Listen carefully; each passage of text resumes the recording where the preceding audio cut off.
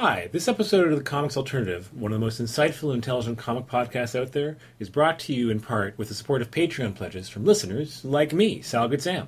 Patreon is a crowdfunding platform that helps content providers generate some income for content they often give away for free, like this show. As a comic artist, I use it myself. It's been a huge help in making ends meet, and I'm super pleased to be able to pass some of that on via my own pledges to a number of other creators like Derek and Andy, so they too can enrich our cultural landscape.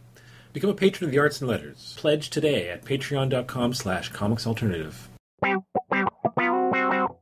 This is a Comics Alternative special, a roundtable discussion on religion and comics.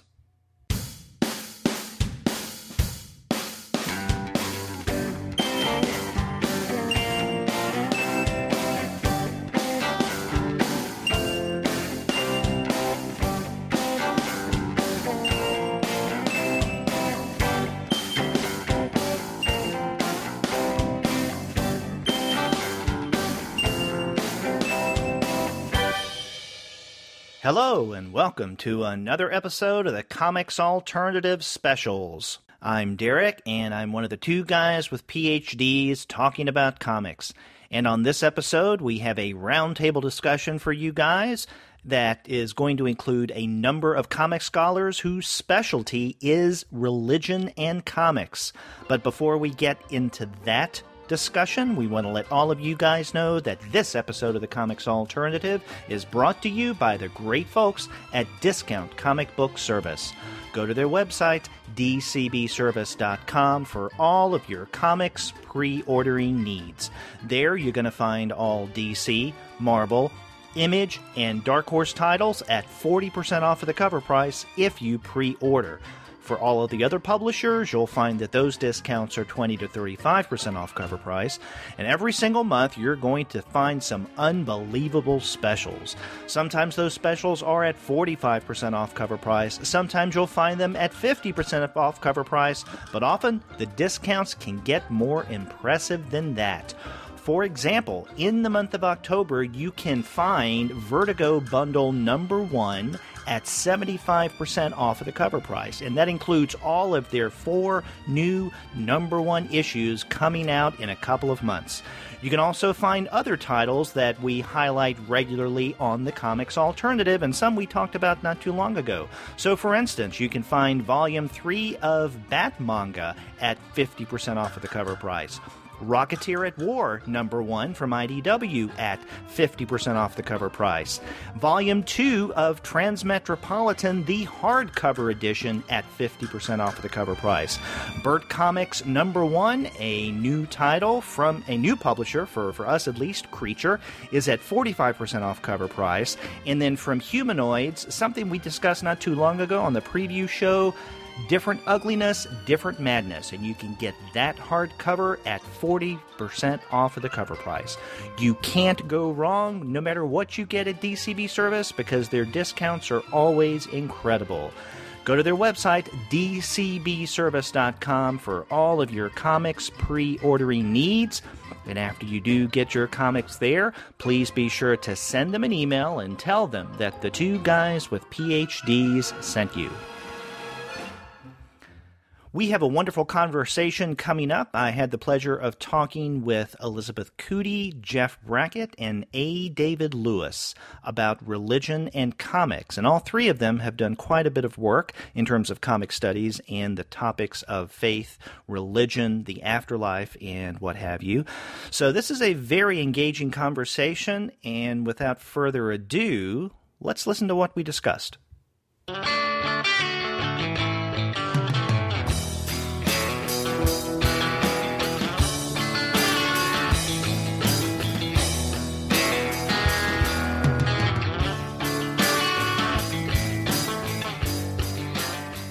I'm pleased to have here on this round table Elizabeth Coody. She has a PhD in religion with a concentration in biblical interpretation from the University of Denver and the Iliff School of Theology's joint doctoral program. And she's currently adjunct teaching and directing the writing lab at the Iliff School of Theology.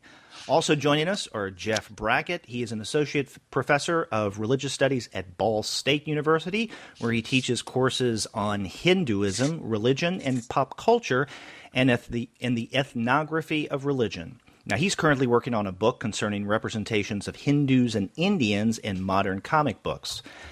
And also with us is A. David Lewis. He has a Ph.D. in religious studies from Boston University and is currently a faculty associate for the Massachusetts College of Pharmacy and Health Sciences. His books include Graven Images, Religion in Comic Books and Graphic Novels, a collection edited with Christine Hoff Kramer, and American Comics, Literary Theory, and Religion, The Superhero Afterlife, which was nominated this year for an Eisner Award in the Best Scholarly Academic Work category. Everyone, thank you for being on the show. Yeah, thank you. Thank you. Now, you guys are experts at comics and religion, and it's something that I've never worked on, I'm aware of, and I've thought about. So I'm gonna throw the first question to you. In your scholarly work, how do you approach religion in comics? Because it seems to me that there are many directions from which you can approach the topic. How do you come to it?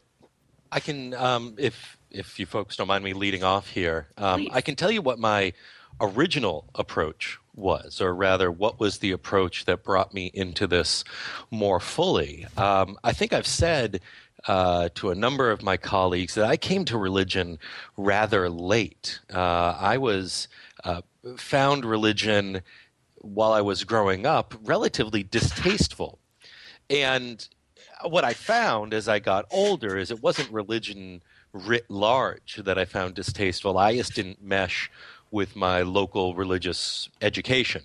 But it took me a number of years to focus on that and to cope with that.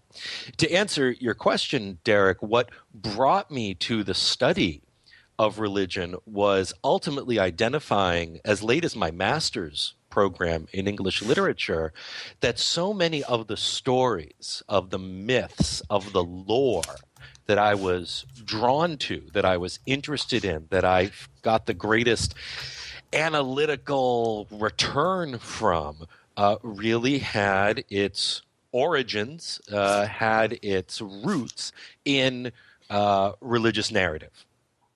And that's largely not only how I started with religious studies, but as I brought it to comics were already part of my English Lit master's degree focus, my research there, I found that it was abundant. I found that either consciously or unconsciously, overtly, covertly, or otherwise, explicitly or implicitly, a lot of comics, beyond just the superhero genre, let me point out, but certainly inclusive of the superhero genre, were pinging all the same points, hitting all the same themes, concerns, archetypes that were coming to the surface for me in my late religious education. So that's I think, initial foray. I think that's both the most obvious but also the biggest pool through which – you can't go through a pool, can you? I'm going to mix my metaphors here. Usually. Into which you can dive into a pool. That connection between biblical literature, sacred text, mythic lore of a people can be related really nicely, really directly to what we're finding in our modern day comics. Okay. Interesting. Actually, what I meant by my initial question was... Oh, I answered the wrong question. No, actually, you answered quite a bit of, I guess, the background of where I was going. But I think what I meant was, with the topic of religion in comics, what particular facet do you usually approach? Like, so for instance, the superhero genre would be one, but also another area would be looking at adaptations of religious texts. But you were talking about religion in a larger sense. I suppose I was, and to give a shorter answer to the more precise question here.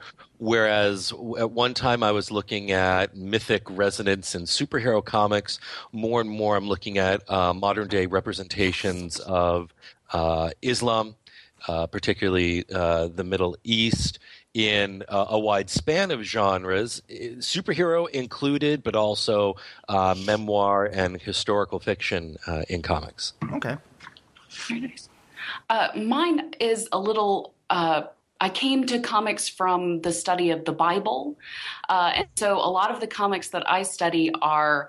I study a few of those things that you might loosely call adaptations of sacred texts, but I'm more interested in more alternative type comics that actually take biblical figures or texts and do something else with them. So I do a lot of work with Jesus in Elseworlds, is what our friend Dan Clanton calls it, but Jesus that basically is doing something that biblical Jesus couldn't do, probably because he rarely encounters vampires or nuclear missiles in the New Testament. It is rather rare, isn't it? That isn't too common in my translation here. Yeah. Not usually, yes. It takes a real stretch of translation to get there. But yeah, things that use comics that use biblical images and do something else with them, turn them on their head, mess with them, try to be as sacrilegious as they can be a lot of times. Just things that do something unusual with the text that I mainly study. So that's where I get into comics in my professional work. So, Elizabeth, have you done anything with Frank Stack's New Adventures of Jesus? Indeed, Frank Stack is prominent in my dissertation. So, yes, I do a lot of work with different things like Frank Stack. He is sort of my one of my baseline. Here's something that you can do unusual with Jesus. I'm also really interested in things like Punk Rock Jesus. If you've seen that one, oh yeah, good one. That's a pretty recent great book. And yeah, so there's also the Loaded Bible, which is another image thing that came out in 2000. I was just going to ask about that. Sure. I was just going to ask you, Elizabeth, how do you feel when you're dealing with texts that use Jesus in this context that he wouldn't have encountered in either biblical lore or historically? But what about texts that use him in not necessarily a derogatory way, but not in the most flattering way? I was thinking of Loaded Bible, but I was also thinking of Battle Pope, where he's this macho, super heroic, elite endowed Pope's sidekick, ineffectual That's right. sidekick. Oh, and such a sort of mousy, hippie kind of boring, really lazy guy. Yeah, so Battle Pope in particular is one of those that is more interested to get with the way that Jesus is viewed, not necessarily in anything at all historical that we can tell about Jesus, or necessarily having any really much to do with the biblical text, except to have some sort of sly winks to different parts of the actual Jesus stories. But I mean, I love when that happens, mostly because I think of it as a window into how the character Jesus is coming across, especially in an American context. Jesus is all over America and does a lot of different things, everything from being a sort of kindly peacenik to a, muscular football player. I mean, so the different images of Jesus that comics can make so, can actually play through a narrative that most people just use as sort of an iconic image.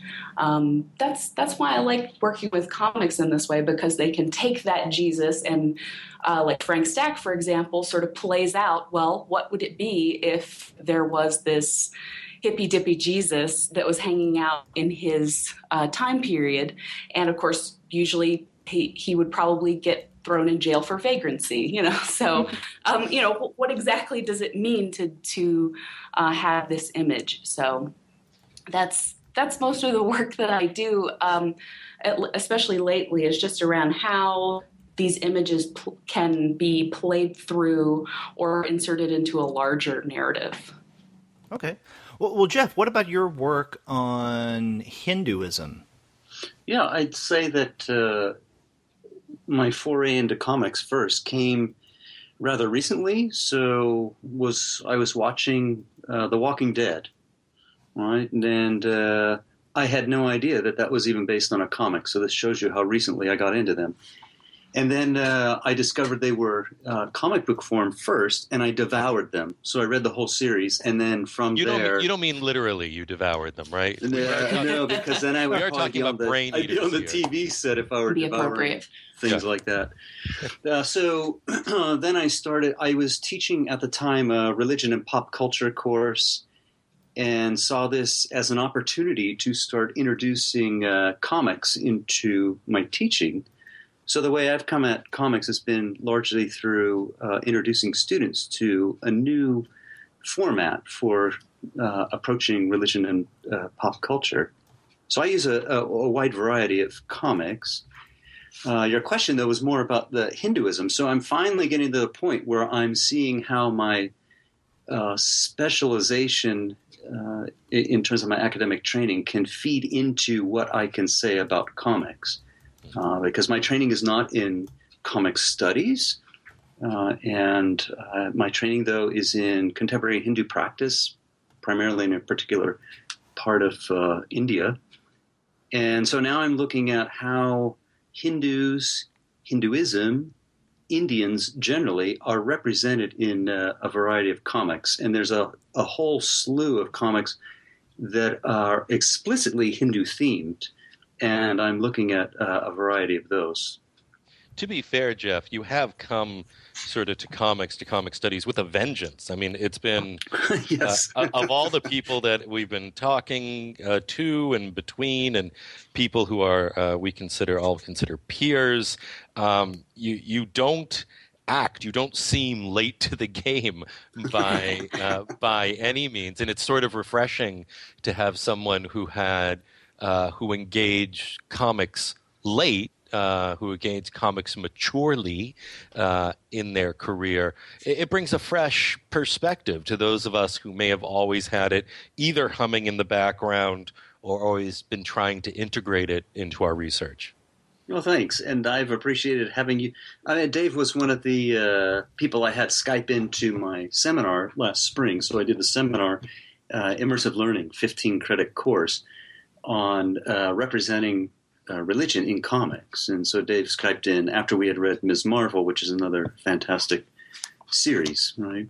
But in terms of what I teach, though, I teach a broad range, as I was suggesting regarding comics. So back to one that Elizabeth had raised, Punk Rock Jesus.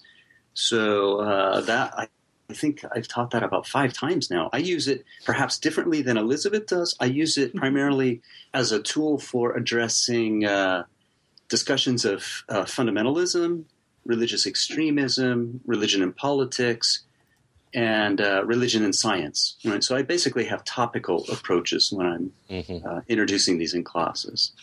Well, this is interesting, Jeff. You were emphasizing the teaching or the pedagogical uses of comics in explaining the kind of work that you do, and it struck me listening to you that with from the sound of it, with David and Elizabeth and myself as well, what we may do with our particular scholarship can be vastly different from the way we use certain comics in the classroom. So, for instance, earlier I had mentioned that I really don't do anything in terms of comics and religion. That may not be entirely true because I do a lot of work in terms of Jewish comics, but I primarily approach the Jewishness from a cultural perspective, not so much from a religious perspective. But again, the religion is embedded in the cultural. But in the classroom, I really don't emphasize any aspect of the religious, except for some kind of maybe cultural context to bring it in. I never focus on it or use it as, let's say, a main trajectory for any particular part of the course.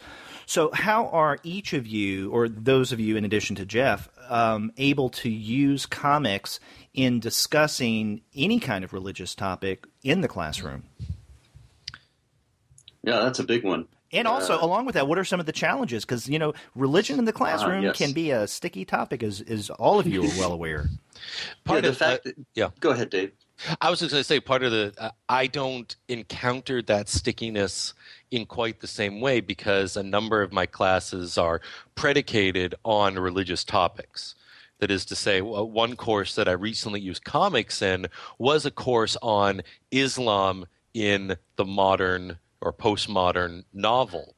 So Islam was already the focus of the class, and instead I was bringing in works and examples and a whole bunch of different lenses to what was already a religious discussion rather than the other way around, rather than religion necessarily being an offshoot or a secondary concern. So I've sort of sidestepped that stickiness because I've been teaching in these religious studies contexts.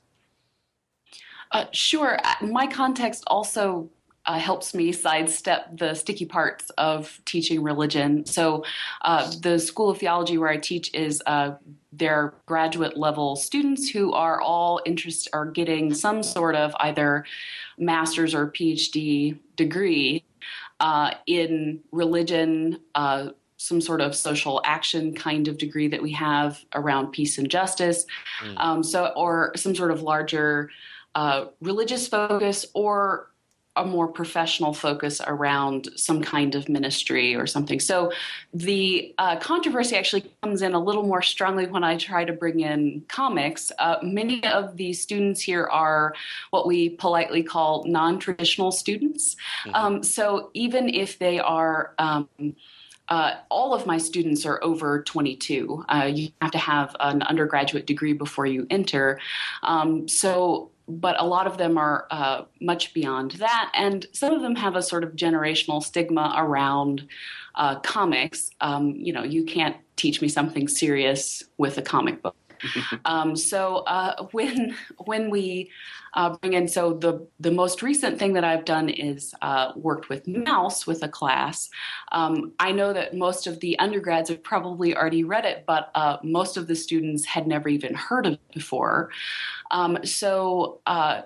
It definitely disabused them of the idea that you can't do something serious with a comic book. And I also found that it was a way of, because the class that I was in was focusing more on sort of Christian imagination, but the obviously Mouse is focused more on a Jewish context and the Holocaust at large. The main sort of thing that we got out of the book was just this willingness to have them begin to talk about the Holocaust in a more open way. It's still a touchy and troubling and hard to sort of get to subject, especially in a class that's not absolutely focused on it from the beginning. So having a comic text there that used both words and images to get at the ideas was very useful in thinking through sort of the emotion around it that they had, and sort of getting them into the idea, the ideas that are in the book. It's a funny thing because, again, the controversy here is not that this is religious or not. In fact, they clung to places in the book that are more overtly religious because that's something that this audience really understands, thinking about religious ritual, thinking about breakages in sort of religious patterns, both and, how those things go. They're very comfortable talking about that. But just sort of having it in a comic book was, in fact, disturbing for them. I just wanted to add what Elizabeth's addressing here, any potential bias against comics or concern that it's not serious enough, is part of the reason why Jeff and Elizabeth and a number of our peers, a number of our colleagues have loosely banded together to organize a group called Sacred and Sequential. We're hoping that our work and having it accessible to people either outside of religious studies or outside of comic books, having it accessible to those folks will give them the foundation, will give them the leg to stand on, so they don't have to keep having these battles over and over. They don't have to keep on reproving that comics and religion can occupy the same space seriously, critically, academically, and scholarly.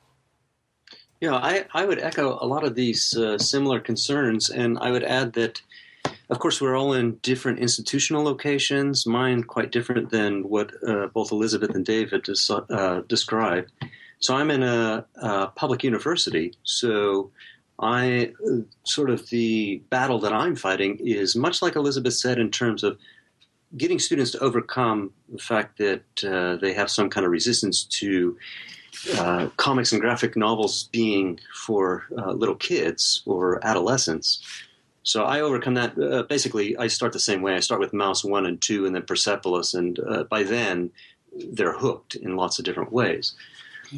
So they come at this in a very different, I think from a very different perspective. And I will say, so here's my pat on the back, is that since I've started teaching comics, I do sort of these informal surveys to find out how many of you, well, what do you think, right? I do this anonymously. And maybe several will say that they resist this notion and it's silly and how could we learn anything in college?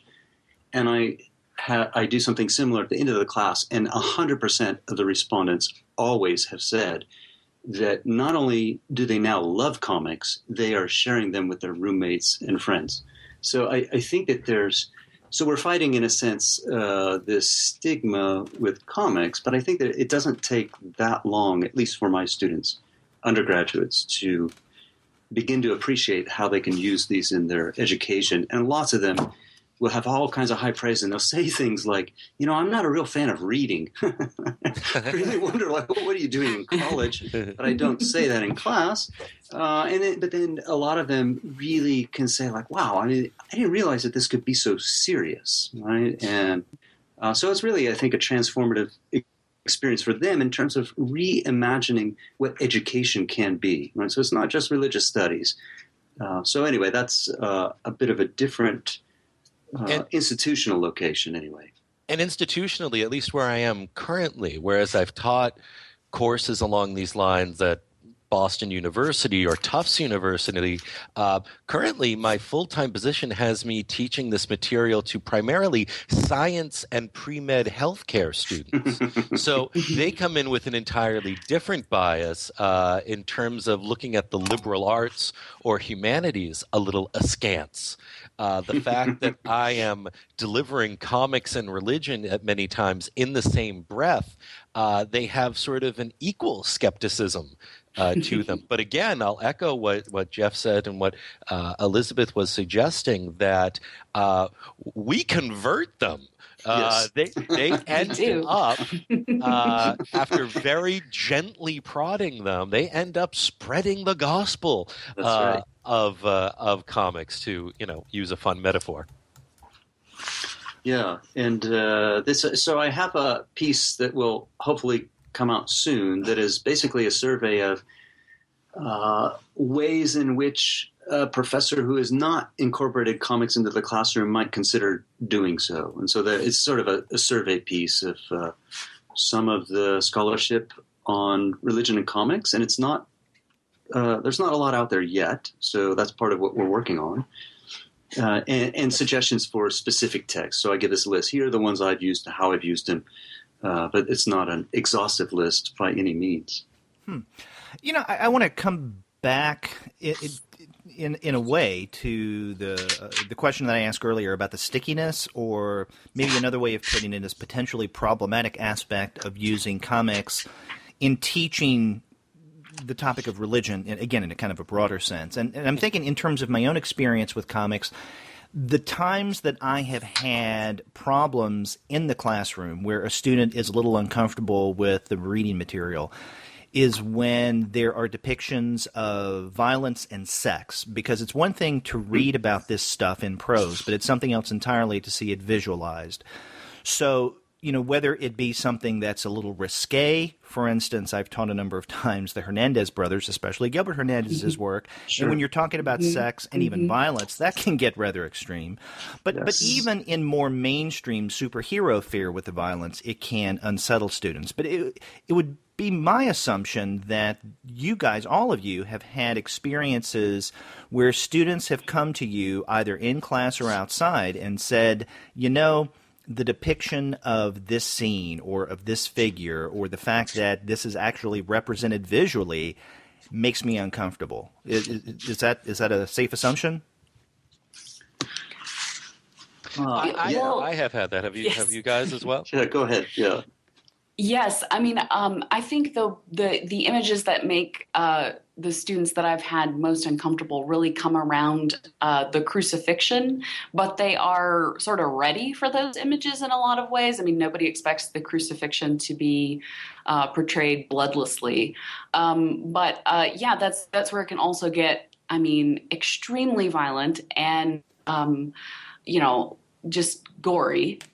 So I guess the most violent image that I talk about are, at least in class, are images of the crucifixion, which can get disturbing even for me, especially when they're projected, 16 feet tall on the wall, that can get pretty unsettling. But just thinking about these images that I've taught repeatedly, that students will come to me and have questions about it or express concerns about it, but they are, especially since it's this familiar kind of story, I think the valuable part about it is that it does disturb them, something that is disturbing, and that I would like them to be a little disturbed by. Yes. So that's where I find it valuable, in that it can make something disturbing again, that they've perhaps just become so used to in their everyday lives, or if they are in a Christian context, which most of them are, that they've just completely stopped seeing the crucifixion as a violent act, that it's just sort of something that happens that they can talk about very casually. That's really where, I mean, and I do that in my profession, my other writing work too, to try and understand how this, image that is disturbing can become disturbing again when you put it in comics. Yeah, I could list. I'm sorry. Were you done, Elizabeth? Oh, yes. Oh, sorry. I didn't want to talk over you. That's okay. I could list several different comics where there's been some sort of resistance at different points. Mm-hmm. So, for example, Mark Miller's American Jesus, some people didn't really like that. It's like, wait, are you suggesting that? And they could fill in the blanks. Super God, people had trouble with that. Warren Ellis, because there's a scene where these guys are masturbating in front of their newly created deity. Punk rock Jesus, people are sometimes put off because of all the F-bombs.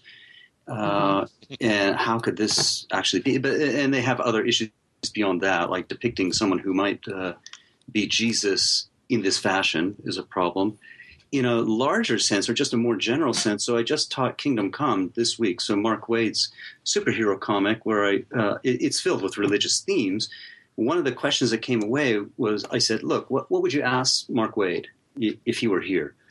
And they said, well, why these images of hypersexualized women? And so this is a major issue when we start talking about especially superhero comics. And then one last one, and I know that Dave and I have gone around on Twitter about this one, is, and he probably knows what it is Habibi. That's what I was going to say. I find it absolutely repulsive. My students, so I know Dave will. I could give a more nuanced response, but I will say that the students, when we read that, found it just filled with so many troubling racist, not just overtones, but explicit. You're talking about Chris Thompson's. Yes, Chris Thompson's Habibi. And I know that it's received all kinds of awards, but I've made sure to collect on my website a list of all the, not all, of several articles that completely trash the book. It's beautiful, but I've said many times it's beautiful racism. That's my perspective on it. But let me say, Habibi was the example I was going to use because, as I know, you and Elizabeth were focusing on the Christological images. I was going to focus on the Islamic issues here. But let me even just say that the arguments that Jeff and I have on this, the differences of opinion, it's a useful argument, right? Yeah. I think what we're producing here from an educated perspective and a mature and respectful perspective is a useful dialogue that can then be built upon and used by others. So this isn't about either one of us winning, or at least for me it isn't. No. This is about letting people know that these questions are being asked and are being analyzed. From my own view here, I find Habibi to be a incredibly useful book, if that makes any sense. When, again, the class that I referenced earlier, Islam in the Modern Novel, and in the postmodern novel, Islam and novels, I had Habibi on the list, and it was right next to Ms. Marvel. And my class consisted of both Muslims and non-Muslims alike, with the caveat being that one did not have to know Islam, have any foreknowledge of Islam before taking the class. Now, while Habibi did trouble, particularly the Muslim students, it made their questions razor sharp. It made their thinking and their articulation and figuring out what bothered them about it so impressive. It also, I will say, for the non-Muslim students who hadn't been particularly educated in Islam, it shook them again in a useful way, in a way that they realized they couldn't believe everything they read. They couldn't just accept pictures on sight, but actually had to come to these texts with a level of skepticism, and then they needed to search out other sources to corroborate material that they either wanted to embrace or deflect. So when these challenges happen, they are, and I'm sorry this is so cliche, but they are the teachable moments. They are perhaps some of the best moments of the class where you can say, what's getting at you here? What does this affect on a more visceral level for you? And can we, without turning this into a psychology class, can we talk about how this material relates to you or to your belief or to your background or just to the educational setting? Right, this is, see, and that's why I said you can give a nuanced response, like Dave just did. I'm sorry, Jeff. Or you can give my over-the-top response. No, I agree. These are really helpful. One problem I had with it, well, one is that I don't teach it in my normal rotation because it's so fat. It's huge. So I used it for my seminar because we had more time to pay attention to the book. I would consider using it in another course if I knew that Chris Thompson would get no royalties from our purchasing the book. Well, Jeff, but I wonder, I mean, I don't want to linger on it too long, but Dave, I mean, could you respond maybe to, or tell us something about how students in that course responded to the nudity? I mean, there was a lot of nudity in that, and my students reacted very strongly to that. I'm wondering if you could say something about that. Well, that's interesting. Yes, the nudity was noted, but actually when it came to the subject of nudity, what came up was more the fact that there was so much female nudity and next to no male nudity. So if we're going to be talking about if sex and sexuality and gender and identity are a real concern of the book, are a serious concern, and we're going to deal with the body as it is, what's with this double dealing, right? Why aren't we seeing men objectified in the same way that we are women?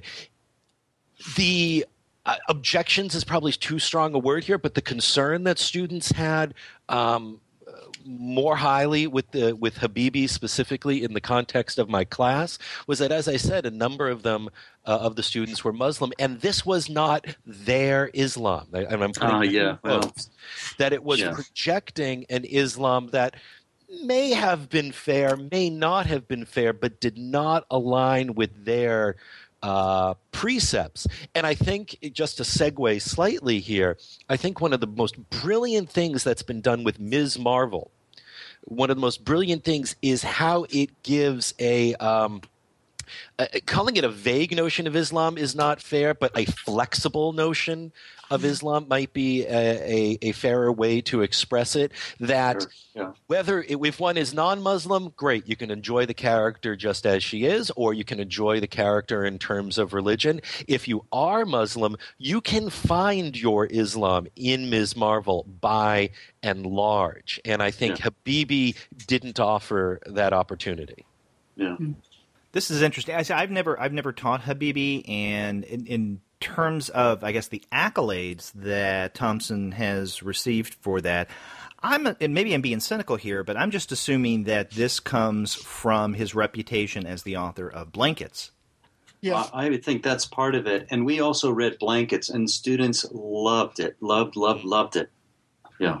Yeah, now that is one I've taught before. Now, I didn't teach it within the context of any kind of religious theme. It was an intro to comics course, so I was giving them a few comics here or there, some genres, and I think that was the first text we read after McLeod's Understanding Comics.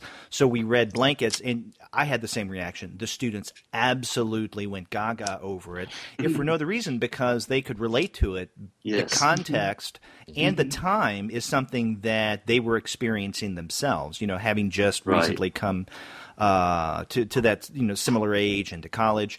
And now, right after that, the next text we read was Alison Bechdel's Fun Home, and it was the exact opposite reaction. And I'm thinking that came, that kind of reaction, having nothing to do with religion, came from them having just read something that they loved so much, Blankets, and so by contrast, Fun Home just seemed to fall flat with most of them. But I have to offer two caveats here, if I could just quickly do that. The first is I did not like Blankets the first time I read it. I had to give it a second reading and a second chance before I got past this reflex of another autobio book, another troubled adolescence. The second caveat I need to offer is I paired Habibi with Frank Miller's Holy Terror. Oh no! Right. Oh, I forgot you told me this. Yes. And I had a reason for that. They were produced the same week. They came out on the anniversary of September, the 10th anniversary of September 11th. So, if students were to, I really stacked the deck in that regard, where we have an unabashedly racist and Islamophobic portrayal in Holy Terror. Habibi looks much more sophisticated when held up against that. But I absolutely biased things. Well, I think that we also followed up Blankets. Very close, if I remember correctly. Blankets and Fun Home were very close together in the seminar as well. And I was surprised that there were as many students who didn't really like Fun Home. There were lots who just absolutely loved it. I don't know. Some of them thought it was repetitive. And I thought, wow. So that was the first time I had taught that book, and I learned a fair amount. But I don't use that in my normal course either, because it seems that there's not enough explicit religious themes in it for my normal religion and pop culture class. Elizabeth, have you either used Blankets in the classroom, or has it come up in your research? Because I can see its applicability. Sure. So I sort of talked a little about Blankets in my own dissertation, but I have to say something about Fun Home. So I haven't taught it myself, but I suggested it to a colleague who was doing, I believe it was a feminist theology course, and they used it in there and loved it. In fact, her students were really excited about it. So I think it has to do with the way she was putting it in context of gender study and sort of understanding the way that this character, but also how these sort of side texts of the poetry and other literature were used in the book. So, I mean, It could be an age thing too. I mean, the although of course it's a coming of age type story, I think that it's a more it's definitely a book that maybe could come a little have a little better run with maybe slightly older students.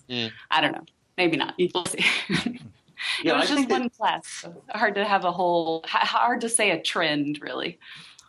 Yeah, and I think that different settings, right? So if you're dealing much more with gender or gender studies or something like that, or within an English lit course, I can see Fun Home working, I guess, maybe a bit better than what my experience was.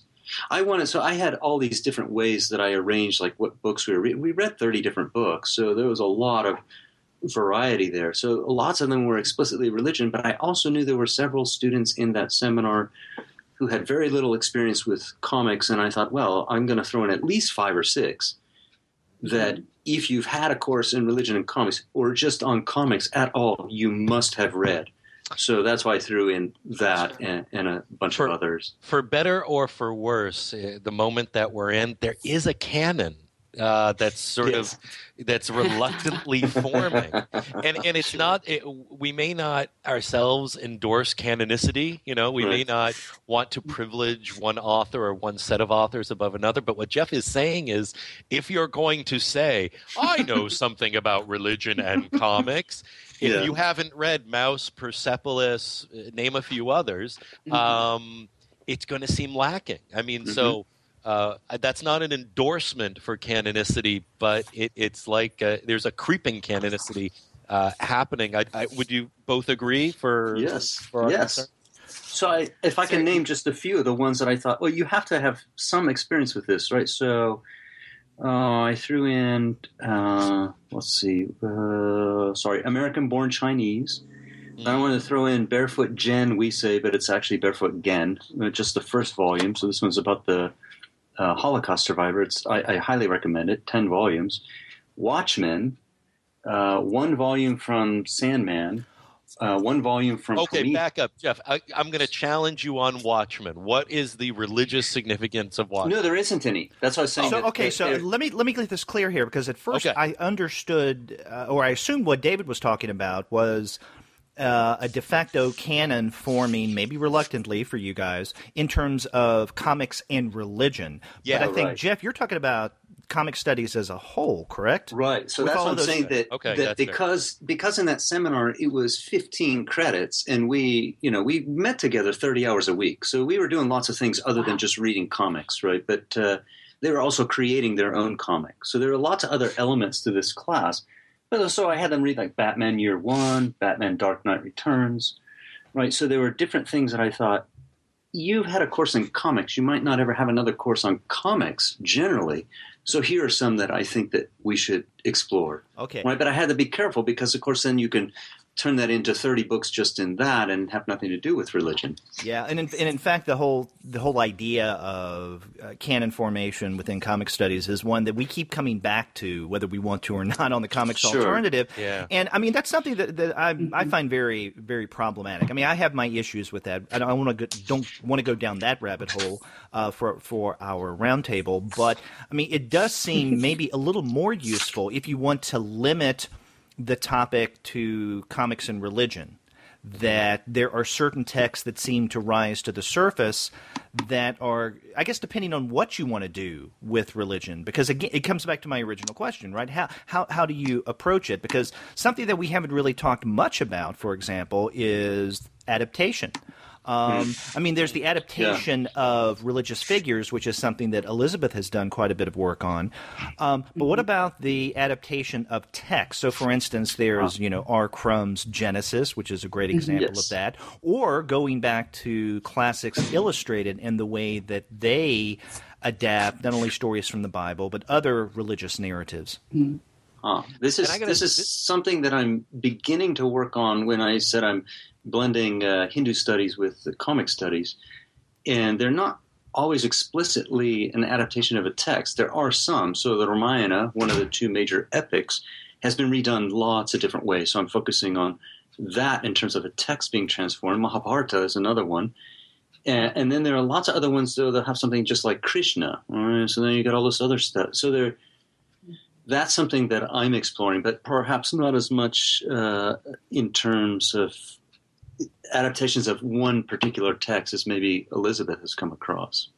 And my exploration here has actually been more creative than scholarly, to be quite honest. The two of the graphic novels that I penned for Archaea Entertainment, now part of Boom Studios, are themselves adaptations. I mean, The Lone and Level Sands was a retelling of the story of Exodus, and Some New Kind of Slaughter was a retelling of not only the flood story in Genesis, but actually a great deal of world flood lore from many cultures, from many religions. There is something delicious. There is something quite enticing about bringing the page, the textual page of some sacred script to this medium, to comics. I've seen Mike Allred bring the Book of Mormon to golden plates, which I think is astounding. Jeff, I know, has worked, I think, with India Authentic.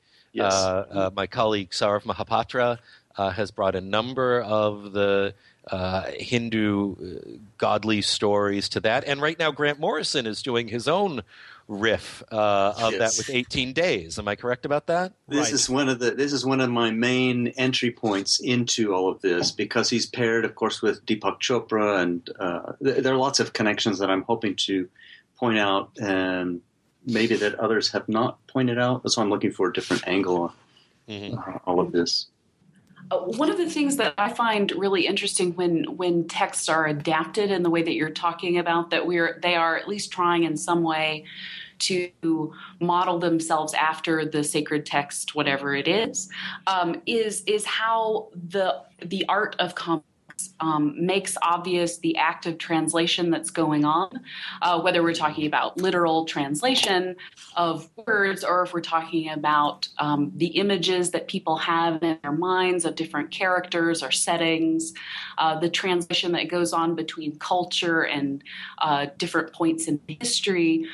So the way that they disturb your image of the past or of a text or a character.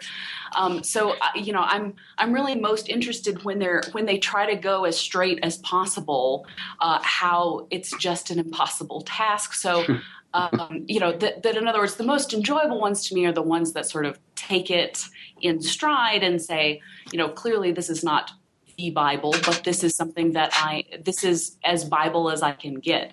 One I always think about is Marked by Steve Ross. It's a great little book that is the Gospel of Mark told pretty much straight through, but it's hard to recognize in a lot of ways because he's really highlighting the way that, for example, the context is an occupied territory. He's also highlighting the activities of lots of demons and other demonic forces that are going on in the book. So all those fantastical elements that are absolutely in the Gospel of Mark, but he's visualizing them in a way that a lot of students have never quite thought of it that way before. We tend to think of demons as a sort of medical complaint, as just sort of a metaphor for, epilepsy or some other medical something. But this book says, well, what if we just take it at face value and look at those demons as they come, and think about them in a way that we might think about demons in another context. So how that sacred text translates on the page in a way that makes obvious the strangeness of it. I mean, one of the things that I talk about when I'm trying to talk to students about the Bible is, again, making it strange, making sure that they understand its distance from themselves culturally, in time, just so that they don't sort of make all the characters in it look like themselves. So on that note, too, the one that I think does that perhaps too much is the Action Bible. This is a book that tries, they go through and sort of hit almost every book in the Bible. It's a, massive brick, they can use as a weapon in a pinch, that goes through and actionizes the Bible. So the characters are hyper masculine in the sense that there are, muscular men throughout. Jesus has more muscles than I thought were really possible. Of course, all the ladies are very sexy ladies, So just that it's doing this with the text, that it's actionizing it in a certain way, again, makes obvious how well, okay, if you weren't going to actionize it, what might you do with it otherwise? What other sorts of biases or images are you bringing to the text that might change it into something else? So just go ahead. I was going to add your concern with about how is this being translated, how is this being adapted, making the text less transparent and more challenging, I think was also done very well by J.T. Waldman and Megillat Esther. Yeah. Right. He took, Yes, of course. taking the story of Purim, Judaism's Purim, and on every page, the Hebrew is still there. The Hebrew is still blended into the image. You can never escape that this is being handed down through a number of layers, a number of channels, and that the visual isn't the ultimate arbiter, right? Isn't the ultimate truth revealed. I really liked that the Hebrew was distracting, but distracting in a way that I think the audience absolutely needed. Mm-hmm. Absolutely. Have either of you used that text for teaching? I mean, I've looked at I've thought that there were too many hurdles, I think, for me. But I'm wondering whether either of you have used it. When I did Comics and Religion, a one-semester course with the Experimental College at Tufts, that was on the syllabus for 1 week, but the lead text that week was Will Eisner's Contract with God. Okay. So it was sort of a counterpoint text being used. Okay, we're going to look at Judaism in the 20th century context. We're going to look at Judaism in terms of Jewish lies as lived and as told by a Jewish creator. And then we're also going to have a modern Jewish creator but deal with a more ancient Jewish story. And frankly, and this is no insult to JT, who's a dear friend, the students, of course, gravitated to Eisner, who's a master. Sure. So that's the one situation that I've had the opportunity to use it in. Now, Sorry, if I could, I want to come back to Eisner in a moment because I have a particular point that I'd like to bring up with you guys. Sure. But before we leave the topic of the Christian Bible and adaptation, what Elizabeth was discussing, I'm curious. Have you, Elizabeth, or any of you, used Chester Brown's adaptations of the Gospel of Mark or the Gospel of Matthew that appeared in both Yummy Fur and Underwater that he never completed? Yes. So actually, I'm so glad you mentioned it. So Chester Brown's Mark, actually his Gospel of Mark adaptation forms sort of the climax of my dissertation that I completed last spring. That's awesome. So yes, so it is. I used the pieces from Yummy Fur. I lament the fact that it was never completed, although I suspect I know why. So the project that Chester Brown started was basically that he was going to go through every single verse in the New Testament gospel. So Matthew, Mark, Luke, John, starting with Mark because it's the gospel that we think was written first. So he was sort of mixing a little bit of sort of traditional reading of it, but with this eye toward making it as, I guess, historically aware as possible. So he starts, and he literally has, if you're familiar with the way Chester Brown makes the comics page, they are blocks of 6 almost always that he gives, a single, each panel, he draws it on its own and then sticks them together on a page. So they are the pages are not necessarily composed to be pages. So each panel is a verse, usually a whole verse, sometimes a piece, depending on sort of how it worked out. But he goes through it sort of kerplunk, kerplunk, kerplunk every verse, trying to keep Mark as sort of staid and traditional as possible. And what he realizes deep into Mark is that, in fact, Mark is a wacky kind of a gospel. It has a reputation. It has this reputation for being more sort of news journalistic kind of writing. And it is sort of short, and the Greek moves along very quickly, snap, snap, snap. But the gospel itself is actually theologically pretty out there in a lot of ways. That Jesus gets angry. Things get a little. He's hard to put. It's hard to put the words that this Mark and Jesus is saying into the mouth of this, soft flowing hair Jesus that he wanted to have it. So he ends up finishing out Mark. And sort of having a couple of hiccups along the way that are very interesting and, in fact, make the work really fun to read, especially if you're a biblical scholar. And then as he starts Matthew, he decides, since Mark was more fierce than I thought, I'll make this Jesus a little more hard-edged. And as he starts doing it, I think he realizes pretty quickly that, this is where sort of soft-edged Jesus comes from.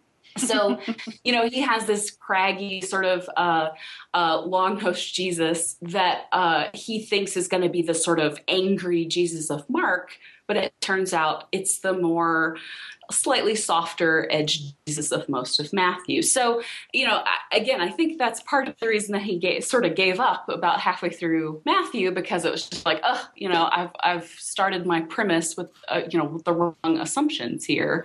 But nonetheless, it makes for really fascinating stuff, and I, in fact, loved it, and that's why I, use it in so much in my dissertation. But the way that he's doing that adaptation, in fact, shows, again, when I'm talking about that, the hiccups around translation, the sort of assumptions that we bring to the text. Even the most well-meaning reader brings certain assumptions to the text, even if they're trying to read it in this more academic, scientific, scholarly kind of way, and understanding what those things are that we bring to this text can teach us something about the text itself and about who we are as readers as well. Now, Elizabeth, you say you completed your dissertation in the spring of last year?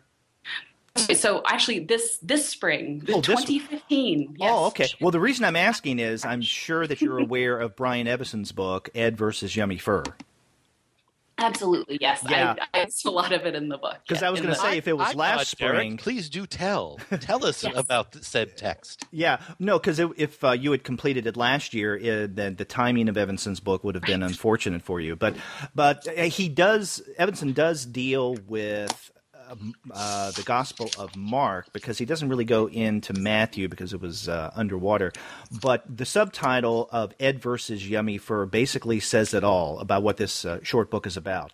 And that subtitle is, or what happens when a serial comic becomes a graphic novel. Mm-hmm. And so, and that's the gist of Evanson's study, is how Ed the Happy Clown became Ed the Happy Clown, but along the way was other things. And so in his discussion, every now and again, he'll bring up an exploration of the Gospel of Mark, and how that in many ways was an unfinished text that, as Elizabeth points out, Brown had some problems with. And all of that comes back with Evanson to issues of serialization. Mm-hmm. Well, I've had to get to my Amazon list as we're having this discussion. So. Yeah, I was going to do the same. So the thing I really appreciated about that text about Ed versus Yummy Fur is just how he points out what's been lost in pulling this into a serial, that there is something that these, in fact, are two different texts, that the graphic novel that is Ed the Happy Clown has lost its odd little Bible context, that having chapters of Ed Happy Clown alongside these fairly straight readings of Gospels is a completely different reading experience, really, from reading it as a sort of underground looking kind of a graphic novel. So and also reading the Gospel of Mark or the Gospel of Matthew by themselves without the Ed the Happy Clown material would do the same thing, that it would change the experience by taking away this context. I think that's a great thing to consider in relation to a few other books as well. We already mentioned Kingdom Come, Right. the superhero epic, and Kingdom Come was probably among one of my entry points into this whole study. It was certainly a book that I thrilled to and found beautiful and exciting.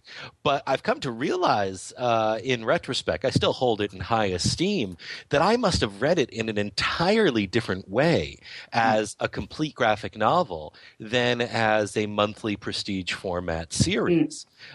Sure. And I think even that the Sandman series, which we sort of, no pun intended, revere, right? Knowing that it's a complete set, knowing that it wasn't abandoned, that it was fulfilled, that it was seen through, that all the questions that at least Gaiman wanted answered were answered.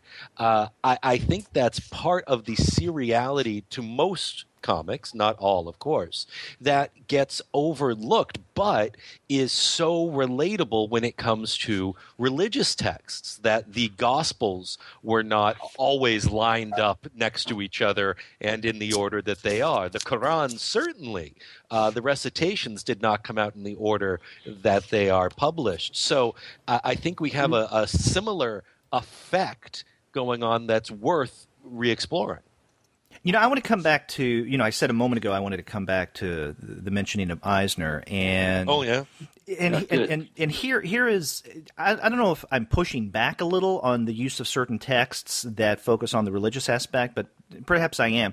A number of you have mentioned the use of books like, Eisner's Contract with God, Spiegelman's Mouse, and even Persepolis. Maybe not so much with Persepolis, but definitely with Mouse and A Contract with God. I don't really see that much of an overt use of religion, except as religion, Judaism is embedded in the cultural understanding of Jewishness. Because, okay, if I limit myself to just, let's say, the book, A Contract with God and Other Stories, then the only one of those 4 stories in that collection that is, I guess you could make the argument that is religious in nature, is the title story, right? Because, right. I mean, look at the title, A Contract with God. But even then, I think it's pushing it a little compared to some other texts, so for instance, the Waldman that you mentioned earlier. Same thing, I think maybe especially with Mouse, in that, yes, there are religious aspects to this, but only as it applies to the understanding of Jewishness. I mean, if anything, Mouse and Eisner's works are much more embedded in understandings of ethnicity, and in the crossroads between ethnicity and religion, I guess, than just a religious text itself. I can see that. I can see that Persepolis is a little different, but I mean, if we're going to put A Contract with God into a forming canon of religion and comics, then why not put Eisner's A Life Force, right? Because one of the characters there is a Shabbos Goy, and that has everything to do with religious belief. But that's only a small part of what that text is about. So what do you do with texts? So what do you do with texts that where religion is a part of the culture, but not the central part of the narrative? This is a good question, and I absolutely agree with everything you just said. In fact, I don't think there's much religion in Mouse. I mean, there are a couple of panels here and there where it's explicitly, okay, now we're talking about religion. I use those, though. I use Mouse. I no longer use Contract with God. I could talk about that if you wish. But with Mouse, it's really, I use this first to disabuse them of the notion that comics are for kids. So it's really my entry point into how do we struggle through something that has text and image, and how do we make sense of that? And we're going to deal with something that, by the way, is a really horrific topic. So I'm using it really more as an entry point, and really one that should shake the students up. And once I've got their attention, right, then we go to Persepolis next, and that shakes them up in different ways. But with the contract with God, I used that the first time I taught religion. First time I incorporated comics into this course, and I didn't really have a great response from it, and I've just kind of let it go. But I also had other texts that I've let go, and I substituted others in. But maybe others. Go ahead. You might have. I would a different agree response. with Jeff that if you look at Eisner's bibliography, right, he has other works that are far more direct in terms of religion. You mentioned Life Force. I'd also throw out The Plot, The Secret Story of the Protocols of the Elders of Zion, and even The Name of the Game, which is about how your last name is an identifier of your religious and ethnic identity. But the thing that I don't want us to lose with Contract with God, billed, even if not totally correctly, as the first graphic novel, right? And from one of the masters of the medium, Contact with God is about, in that title story, but then more subtly with the other stories, crisis of faith. Crisis of losing your mooring as to what you believe in. Now, I absolutely agree with you, Derek, that what he believes in is not a deeply explored Judaism, is much more of an ethnic, cultural Judaism than necessarily some sort of primer on Jewish belief, on the Torah, and so forth. But it's this crisis of faith plot.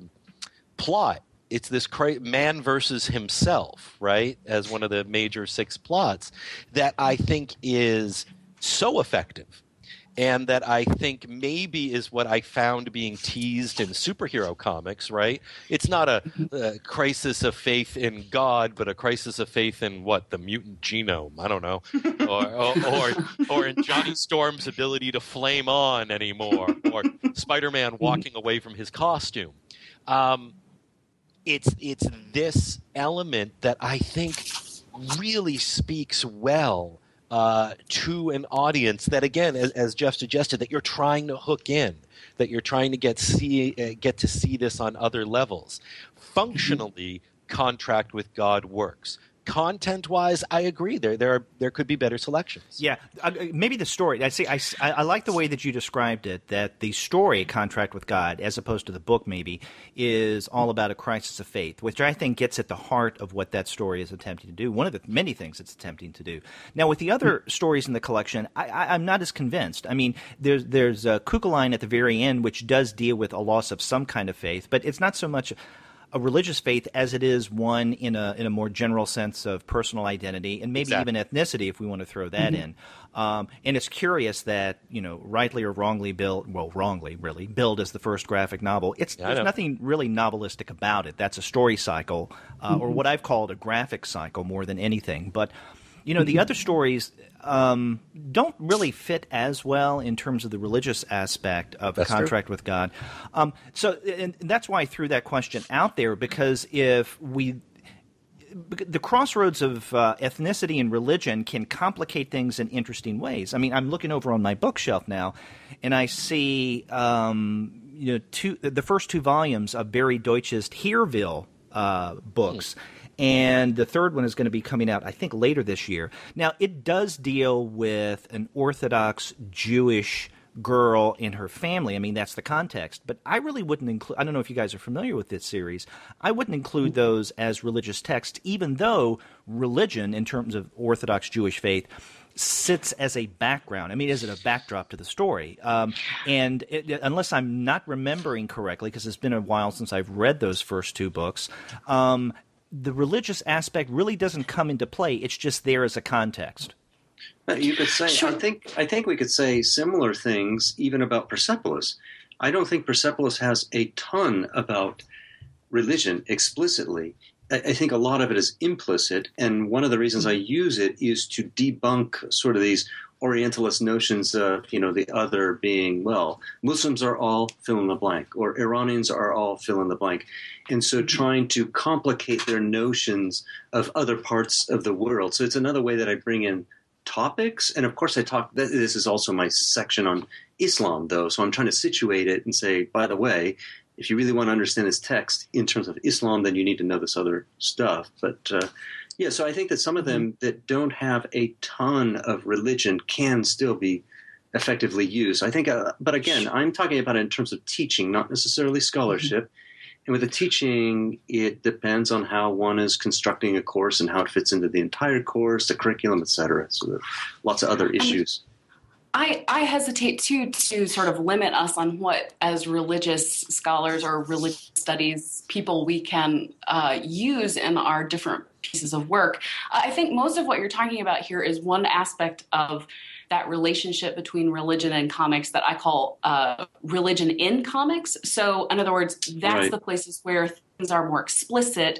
But I mean, I have 3 other relationships that I can think of religion and comics. So there can be that religion that's in it. There can also be comics that through various means get into religions. Either religious people will fight about them or will adapt them in their services. We mentioned R. Crumb's Genesis Illustrated earlier. He in no way means for it to be taken religiously. In fact, is very explicit about the fact that it's not religious, but I have seen it used several times as a sort of companion to a religious reading of Genesis. And just the opposite, Alan Moore secretly, I'm putting that in quotes, intended for Promethea to be used as a religious text. It was an overt religious text. So it's the opposite of Crumb's maneuver with Genesis Illustrated. Right. And then I was thinking about comics as a religion. So I was thinking about the way that a clever person who's studying religion in America might make a very clear argument that the way that we treat comics in a community could be considered to have religious overtones, the way that we, worship at the temple of Comic-Con, or the way that we really fetishize the comic books themselves. I mean, we're putting paper books into plastic wrap with board. And, all these things could really, it could make a compelling argument for the way we treat comics themselves as religious objects. The Wednesday pilgrimage to the comic shop. I was about to say, San Diego is Mecca. Yes, absolutely. There's one. Sorry, what was the 4th one, Elizabeth? I wanted to hear. The last one is the one that I'm really interested in for my own work are comics and religion in some sort of dialogue. So that's where I'm interested in things that comics that take a religious notion and sort of do something with it. And then the way that I, as biblical scholar, can say, oh, that's interesting that you do this particular thing with it. I am never interested in saying, you didn't read the Bible right. That's not what I want to do.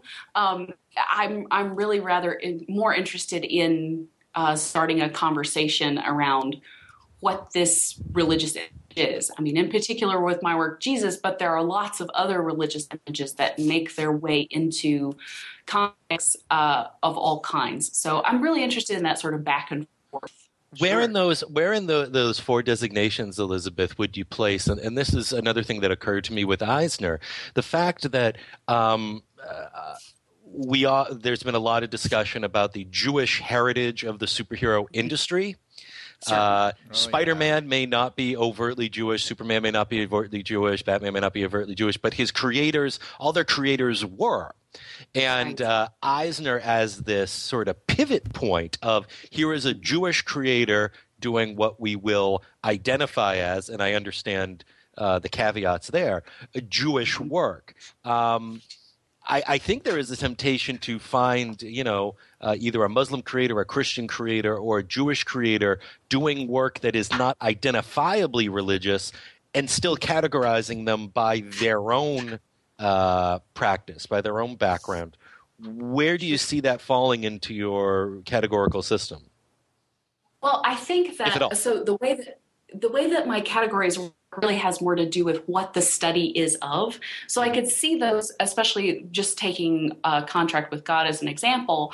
I could see someone looking very explicitly for the religion in that comic. So it could be religion in comics. That would be, they would have some of the same problems you were talking about earlier, Derek, like that there would be sort of there would be some places where they may not find any, or they might have, a tendency to eisegete a little too much religion into what's actually on the page.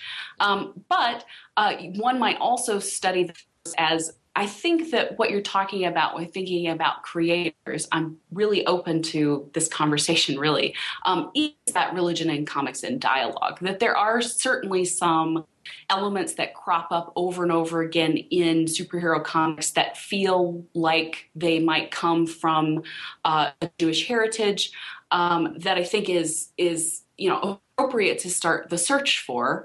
But I would hesitate to entirely throw them into one category together. I think different comics do different things. I think different creators do different things with their religion. So, certainly it's interesting to think about Superman as Moses, for example, but I wouldn't go so far as to say that we have to see Superman as Moses or even a Messiah figure of some kind. So, somewhere out there in podcast land, someone is screaming, "But he's Jesus!" Yeah, that's what they. He's Jesus. Right. He's obviously Jesus. This is what I had yesterday in class. It's clear that Superman is Jesus. Look at the second coming, on and on and on. But I want to go with these points that Elizabeth is making, and I'm sure this is where they came from. I think you've said it before, from Forbes and Mahan's book on religion and popular culture in America. Absolutely, yes. There's 4 relationships. Yes. I love this application. That's the book that I used to use for my religion and popular culture. So I'm familiar with these. It's a very helpful way of looking at comics. I want to say one more thing about, in line with what Elizabeth's been saying about different ways of looking at religion in comics, and that is with Eisner. Again, when I use Contract with God, what I was trying to get across is that even a person who identifies as being religious does not walk around all day saying, "I am religious, I am religious, I am religious," as if a robot.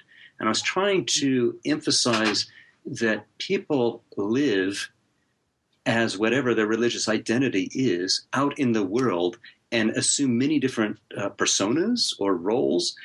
And so, because a lot of the resistance I was having was, this is not really Judaism, right? These people are out at a picnic, or this guy is like, he's an adulterer, or whatever. It's like, okay, right? So I was trying to kind of break down this separation of religion from everyday life. And that's part of the reason that I was using Contract with God. So maybe this is just to say that the implicit religion or a religion that's not so overt can still be helpful in a comic. I love the divide between looking at Mike Allred as a Mormon and by that sanction doing golden plates, and then looking at Mike Allred as Mike Allred, who does Silver Surfer, right? Who does Madman. So you're absolutely right. To what degree is their identity always active, running in the background, and to what degree is it employed, activated?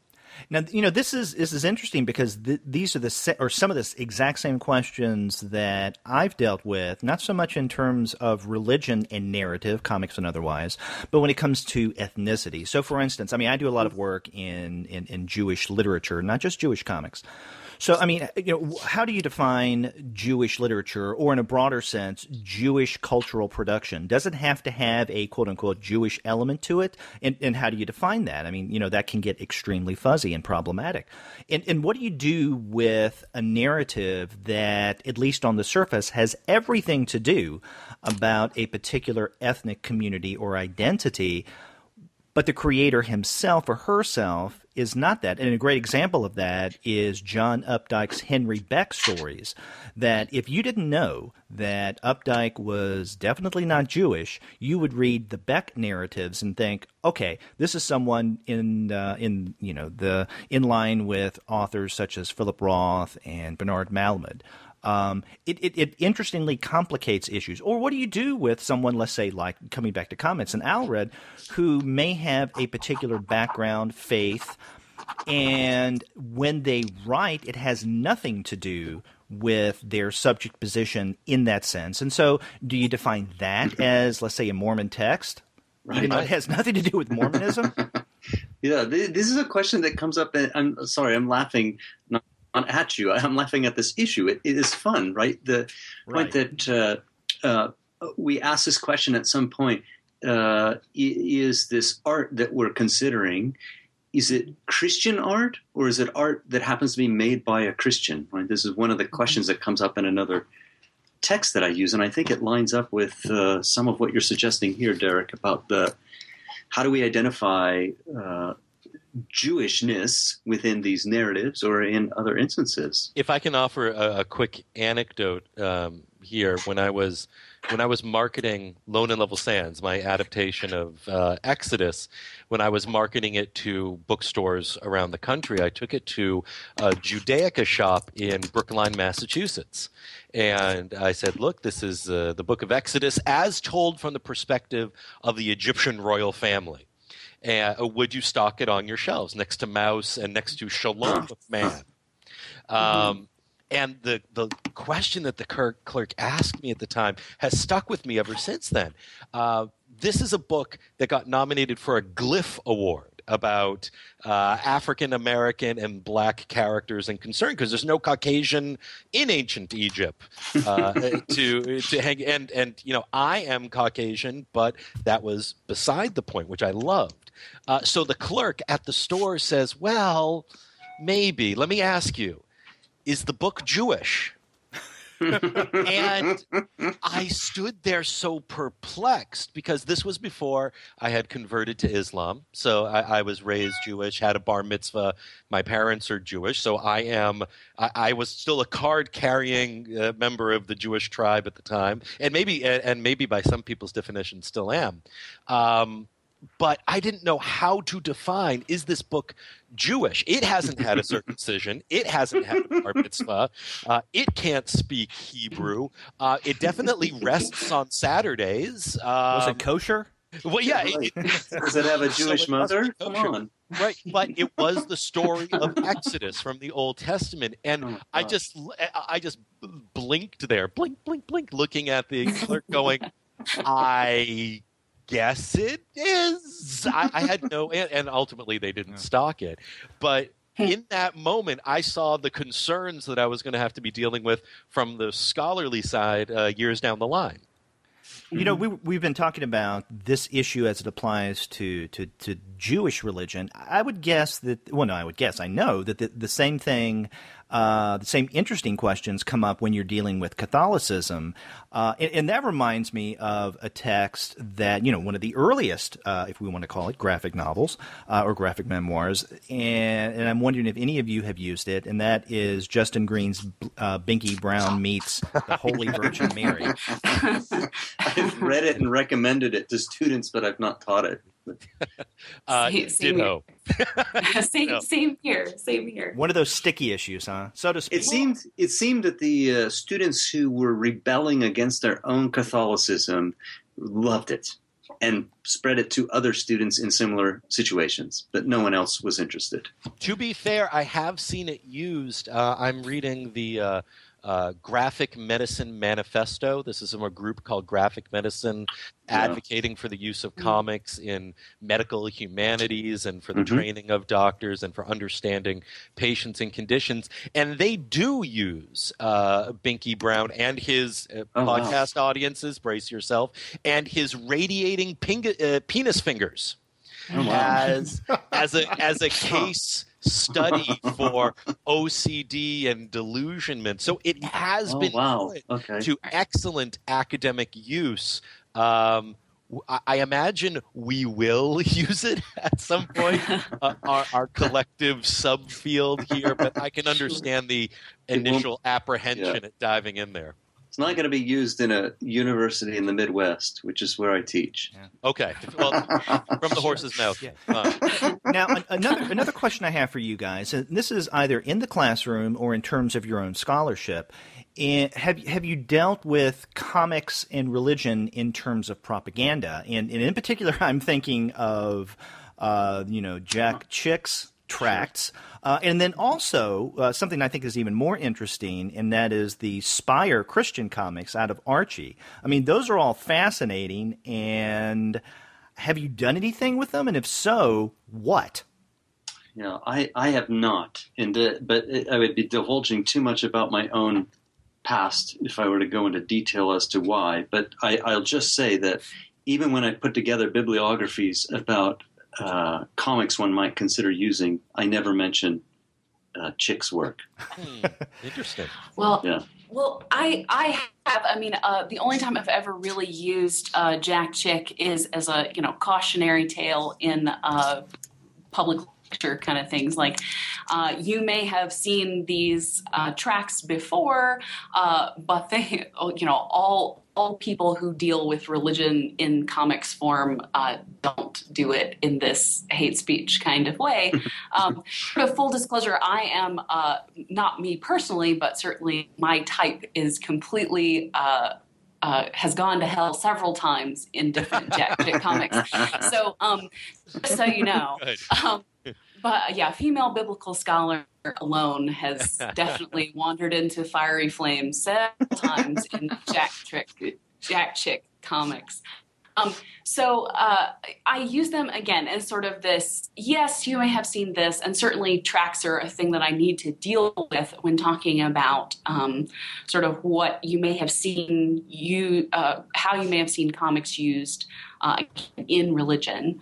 So the Spire Archies are fascinating to me in a lot of ways because they sort of try to pull in the religious aspects undercover. I mean, that it's Archie and the gang doing their usual things, but at the end of every one, or all the ones I've ever seen, they have a quick prayer to invite Jesus into their life, So it's a little bit undercover, but it's also not hidden in the sense that once you start reading, anybody with awareness knows that where this is all headed, So I mean, I like to use those again as a sort of way of saying, yeah, okay, here are some ways that religion has used comics. So again, that's the comics in religion part of it. But then also to say, and there's a lot of other people doing a lot of different things with these elements. Yeah, I've had two opportunities to use Chick in the classroom, and one was similar to what Elizabeth just elaborated upon. One slight workaround I use, this is at the Tufts University class where I did graphic novels and religion. We looked at the Jack Chick documentary, God's Cartoonist, which not in addition to being very well done, attempts a real straight-laced, by the facts approach, so that the audience comes to the conclusion of there's something a little bit messed up here. There's something not quite right. So I did use that. I used that at the same breath that I used the Wolverton Bible. As basically expressions of really devout faith, but how that can and also doesn't have to be exclusionary to others. The other context I used it in was in the context of Islamophobia when I was doing the Islam class. Look, comics can be made to share the Muslim viewpoint, Islamic viewpoint, can be made to enlighten others about the Muslim and Islamic viewpoint, and it can be made to condemn Muslim practice and the Muslim viewpoint. So, Elizabeth, I'm going to see you in hell also. I'll be there. It'll be a good time. I'll be next door. That's right. Just thinking about using comics as sort of negative examples of things, there are also plenty of examples of anti-Semitism that I've used to sort of talk about anti-Semitism in class and sort of point out different stereotypes and different sort of ways that these things have been used. So sort of going back to that propaganda angle, trying to make people aware of, again, that sort of blend of text and visual that can make these this propaganda so hurtful, but also oddly effective. So that people are have been doing this for several hundred years. So that in fact these tools, these hate tools, are out there and to be aware of. So. Well, before we wrap up, I want to ask you guys about something a little timely. Marguerite Dehir has that series with NBM, A Discovery in Comics, and earlier this month, her book Religion, A Discovery in Comics, just came out, where it kind of like introduces 5 major religions. And I'm wondering if either or if any of you have taken a look at that yet. I will now. Yeah, it's on the list. I'm writing it down. And I actually have this sounds so egotistical. I'm so sorry to say it the way I'm about to say it. I have a review copy coming my way, so I plan on looking at it when the publisher puts it in my hands. But you're absolutely right that it is something worthwhile to investigate, both from the quality of the comic and from the accuracy and variety of the religious literacy being presented. So I think we're going to look for that soon. I'm adding it to my cart now. Yeah, that. I mean, seriously, because I'm always, even though I said that I've begun settling in more on a group of comics that work very well in my course. This might be another edition. Let me, if I can just add, the one thing that struck me about this work, I have not read it yet. I'm still planning on doing it, but it's coming from a non-American context. It was originally published in Dutch about 4 or 5 years ago, and I think that could make it especially valuable. Yeah, I think that having it, of course, translated into English, I don't read Dutch myself, but I think what could be of particular use here is extracting any Americentrism from it. That's the lens, that's the eye I'm going to have on it, particularly when it comes my way. Now, Dehir has published, at least translated into English, earlier volumes on both science and then philosophy, but she had studied theology, though, at the University of Amsterdam. So I'm wondering if her take on religion, or at least that volume of the series, is going to be much more up her alley. I hope so. It would be terrific. Well, as we wrap up, I'm wondering if we could go around and each of you could let our listeners know how to get in touch with you, and maybe a project that you're currently working on that we haven't discussed yet. Elizabeth, you want to start off? Sure.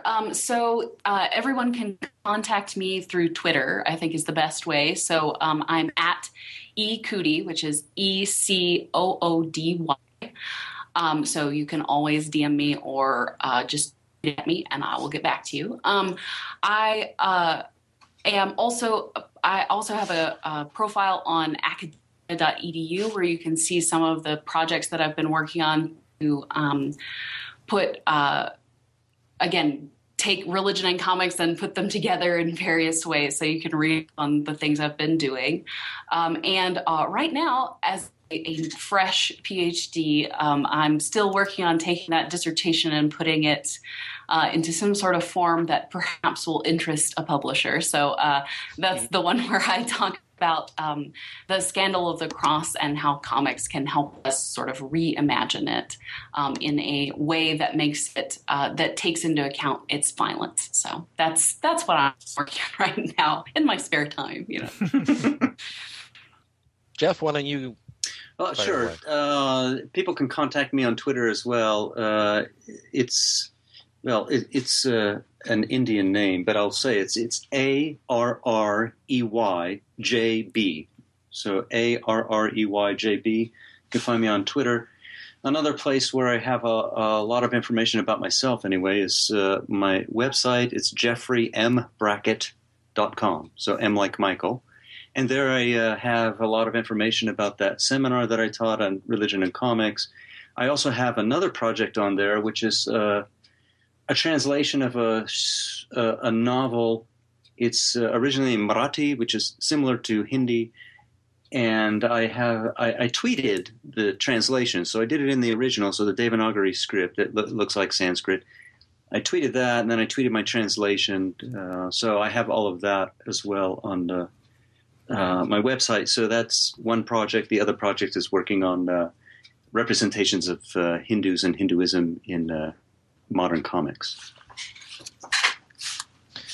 As for myself, people can reach me again through Twitter at ADLewis, that's Lewis, or my own website, captionbox.net.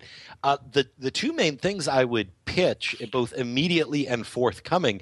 Immediately, I would welcome with open arms more people who are interested in this sort of topic to come talk with Jeff and myself and Elizabeth and all of our colleagues over at the Sacred and Sequential website. That's sacredandsequential.org. We really have a growing population there of experts. You don't need to be an expert in religion yourself. You may just be looking for resources or looking for someone that you can reliably quote, or recommendations as to a list of works you might use either in the classroom or in one's own research. So immediately that's available now. More long-term, 2017, I'm working on a co-edited collection with Martin Lund, another one of our Sacred and Sequential peers, on essay collection of Muslim superheroes. And looking at all the instances from Ms. Marvel to the 99 to Green Lantern, all the way to far uglier instances, far more Islamophobic contexts like the Infidel or Pigman, or if Jack Chick gets around to doing a Muslim superhero, a Chick track. So people can actually start seeing little drips and drabs of that come out during 2016, with the full publication coming out in spring of 2017. Muslim superheroes. Exciting. Yeah. Well, I'll be sure to put up links to what you guys have just given us in the show notes for this episode. But I want to thank each of you, Elizabeth, Jeff, and David, for being on this roundtable. You know, one of my big takeaways from our conversation is that we've only just scratched the surface. We could easily go on for another couple of hours. Absolutely. Absolutely. Religion and comics is so much fun. Spread the word. Yes. If your listeners want it, we'll come back and do it. Yes. Okay. Hey, there you go. There's an idea. Thanks a lot, guys.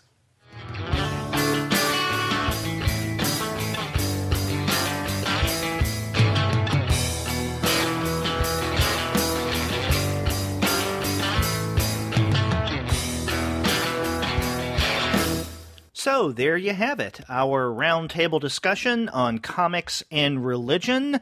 I want to thank Elizabeth, Jeff, and David for taking the time and being on the show.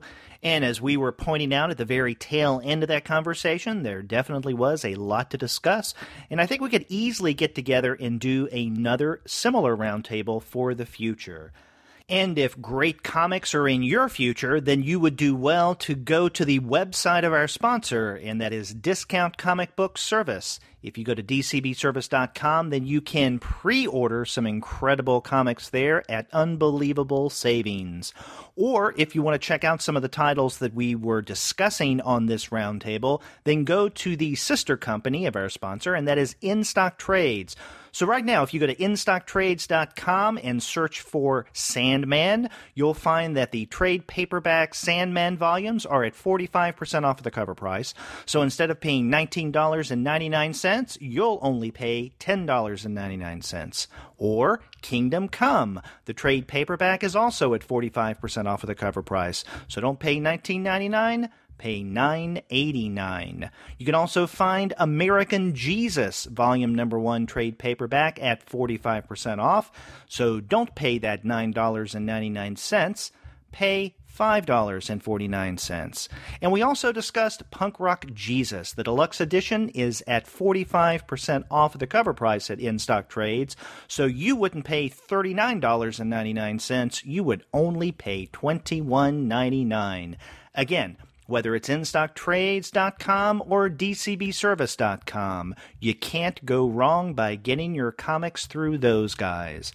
And after you do get your comics there, please be sure and get in touch with us and tell us what you'll be reading, and also let us know what you think of the roundtable discussion on comics and religion. If you go to our website, comicsalternative.com, you'll find on the right-hand side of your browser a tab that says Send Voicemail. Click on that, and from the comfort of your own desktop or mobile device, you can send us a voice greeting through the wonders of SpeakPipe. It's very simple and easy to use. or you can call us the old-fashioned way. Our phone number is 415-3-COMICS. That's 415-326-6427. You can also email us. We're 2guys@comicsalternative.com, or you can reach me directly. I am Derek at comicsalternative.com. You can also check us out via Twitter. We're at the number 2 guys with PhDs, and thanks to everyone who continues to retweet our tweets. And we're on Facebook and Tumblr and Instagram and Google Plus and Pinterest. And if you like to listen to your media via YouTube, then check out our YouTube channel. You can also subscribe to the podcast through iTunes. You can stream us on Stitcher. You can also find us on TuneIn. And you can still find every single one of our episodes, as well as our reviews and the comics-related commentary that we post on our blog. And that's at our website, comicsalternative.com. I want to thank everyone for listening, and again, a big thank you to Elizabeth, Jeff, and David for being part of this roundtable discussion, and we hope you'll come back and listen to the podcast again soon. Take care.